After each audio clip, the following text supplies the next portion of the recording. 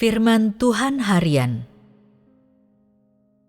Penanganan Tuhan terhadap watak luar orang juga merupakan salah satu bagian dalam pekerjaannya.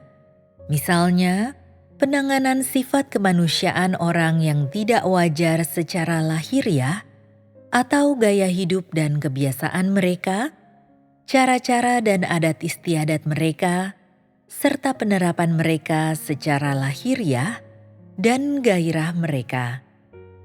Namun, ketika ia meminta orang melakukan kebenaran dan mengubah watak mereka, yang ditangani terutama adalah motivasi dan gagasan dalam diri mereka.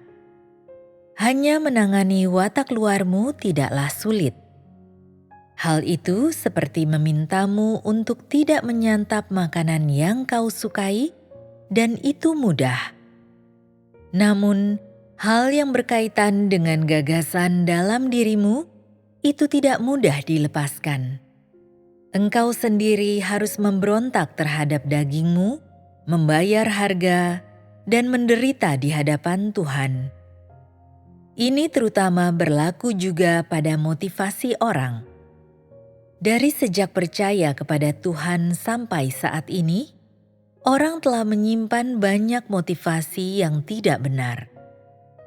Ketika engkau tidak melakukan kebenaran, engkau merasa semua motivasimu benar, tetapi ketika sesuatu terjadi kepadamu, engkau akan melihat bahwa ada banyak motivasi yang tidak benar dalam dirimu.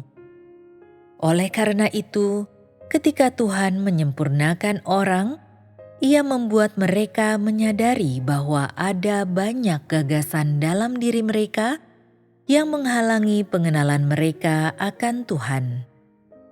Ketika engkau menyadari bahwa motivasimu salah, ketika engkau berhenti bertindak menuruti gagasan dan motivasi pribadimu, dan ketika engkau dapat menjadi saksi bagi Tuhan, serta berdiri teguh di posisimu dalam segala hal yang terjadi kepadamu, ini membuktikan bahwa engkau telah memberontak terhadap kedaginganmu.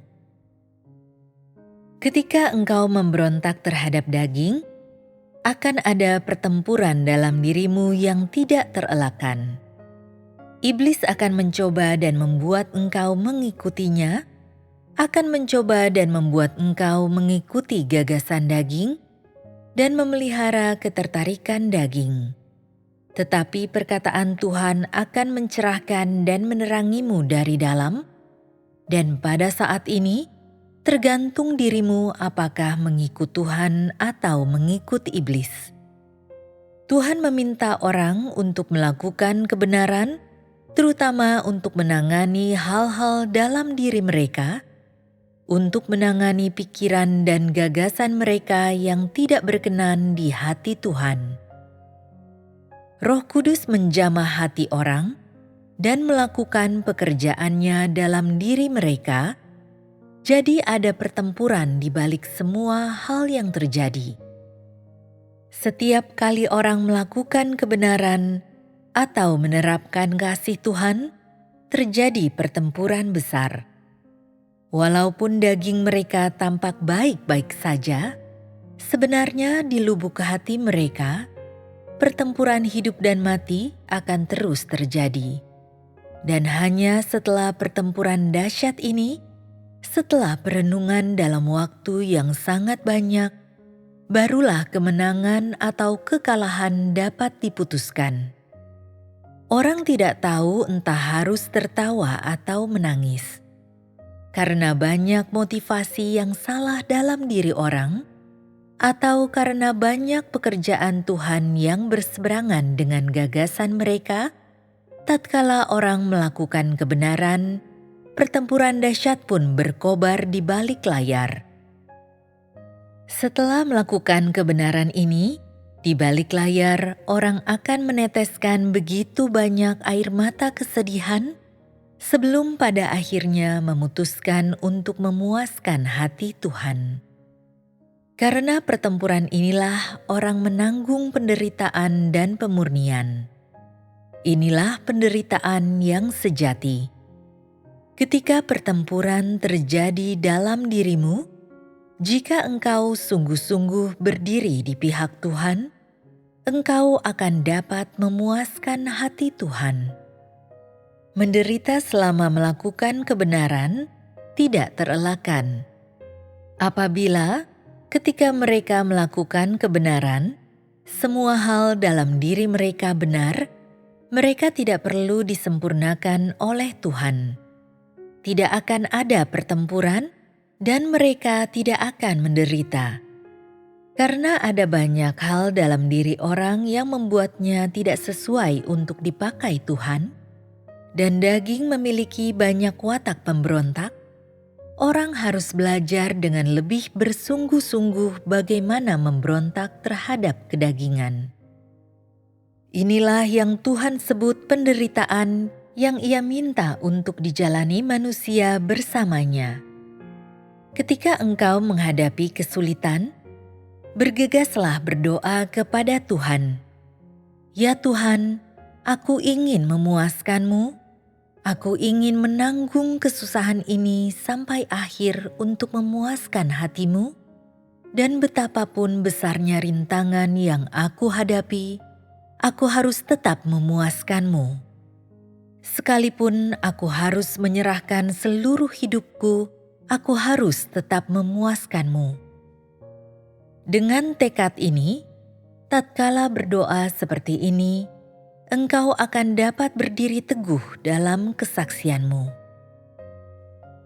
Setiap kali orang-orang melakukan kebenaran, setiap kali mereka menjalani pemurnian, setiap kali mereka diuji, dan setiap kali pekerjaan Tuhan datang kepada mereka, mereka akan menanggung kesakitan yang dahsyat.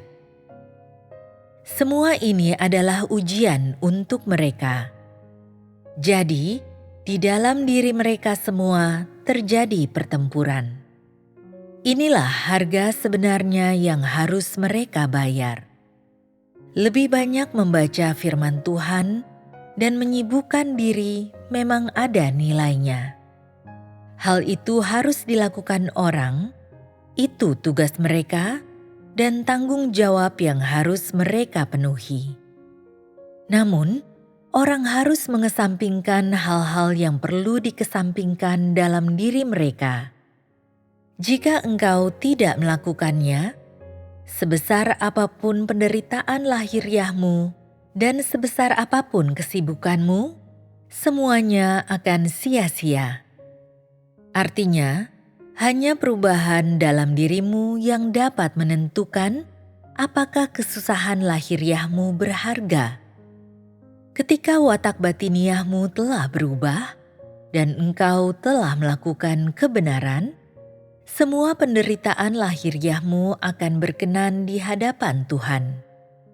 Jika watak batiniahmu tidak ada perubahan, sebanyak apapun penderitaan yang engkau tanggung atau sesibuk apapun engkau secara lahiriah, tidak akan ada yang berkenan di hadapan Tuhan, dan kesusahan yang tidak dibenarkan oleh Tuhan sia-sia.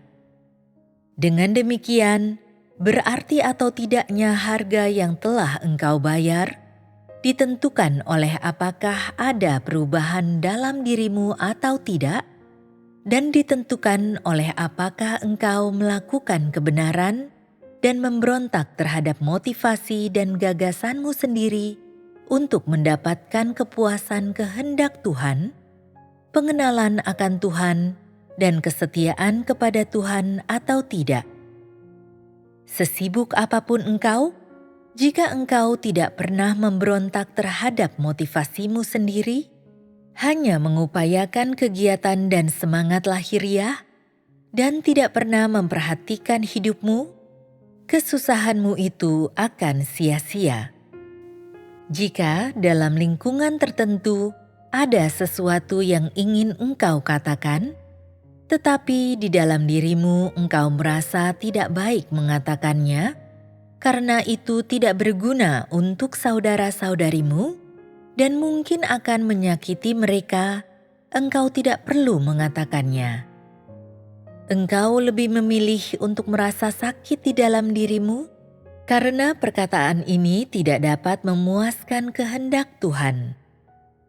Pada saat seperti ini, terjadi pertempuran dalam dirimu, tetapi engkau bersedia menderita kesakitan dan melepaskan apa yang engkau sukai.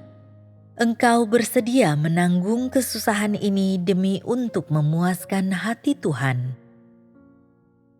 Walaupun engkau akan menderita kesakitan di dalam dirimu, engkau tidak menuruti keinginan dagingmu, dan hati Tuhan akan terpuaskan. Engkau sendiri akan merasa terhibur di dalam dirimu. Seperti inilah sesungguhnya membayar harga itu, dan inilah harga yang Tuhan inginkan. Jika engkau berlaku seperti ini, Tuhan tentu akan memberkatimu. Jika engkau tidak dapat mencapai ini, sebanyak apapun pemahamanmu atau sefasih apapun engkau berbicara, semua itu tidak ada artinya. Jika dalam jalan mengasihi Tuhan, engkau dapat berdiri di pihak Tuhan ketika Ia bertempur melawan iblis, dan engkau tidak kembali kepada iblis, engkau akan memperoleh kasih Tuhan dan engkau akan berdiri teguh dalam kesaksianmu.